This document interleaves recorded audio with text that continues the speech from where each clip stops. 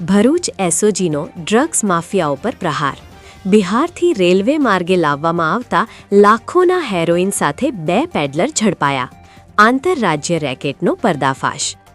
ગુજરાતમાં નશાના કાળા કારોબારને જડમૂળથી ઉખેડી નાખવા માટે ભરૂચ એસઓજી એટલે કે એસઓજી પોલીસને એક મોટી સફળતા મળી છે, જેમાં અંકલેશ્વરના સારંગપુર વિસ્તારમાં ફિલ્મી ઢબે દરોડો પાડી આંતરરાજ્ય હેરોઇન રેકેટનો પર્દાફાશ કરવામાં આવ્યો છે.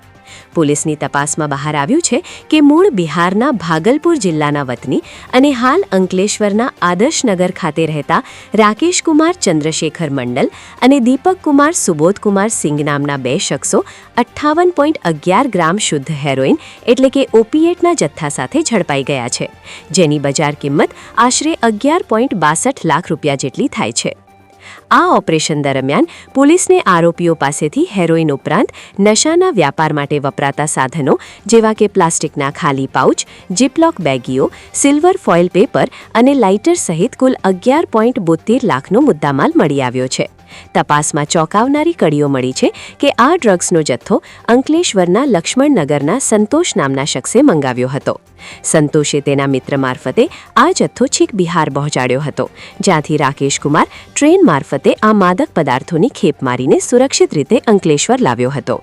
આ સમગ્ર નેટવર્ક જોતા ઉત્તર ભારતના ભાગલપુર સહિતના વિસ્તારો હવે હેરોઇનના સપ્લાય હબ બની રહ્યા હોય તેમ જણાય છે.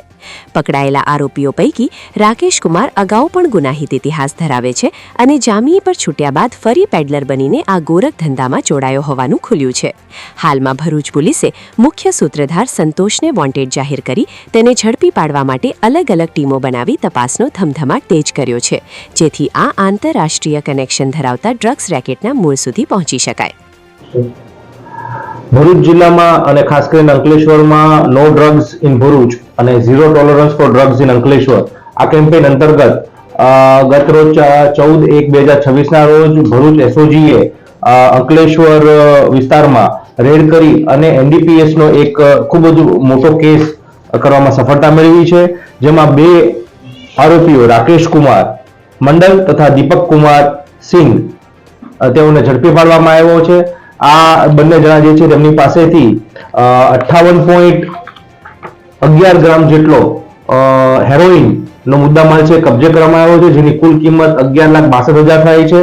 આ તમામ મુદ્દામાલ મળી અને કુલ 11,72,000 જેટલો મુદ્દામાલ છે એ જપ્ત કરવામાં આવ્યો છે અને આ બાબતે ગુનો દાખલ કરી અને પોલીસની તપાસ ચાલુ કરવામાં આવી છે. સર, આપણે જે આરોપીઓ છે એ લોકોની યુનિયન કે લૂંટની અંદર પણ સામેલ હતા એવું કંઈ?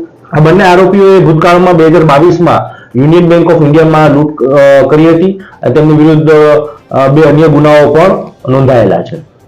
બીજો ભૂતકાળ ઇતિહાસ ના, અત્યારે આ 2 મળ્યા છે.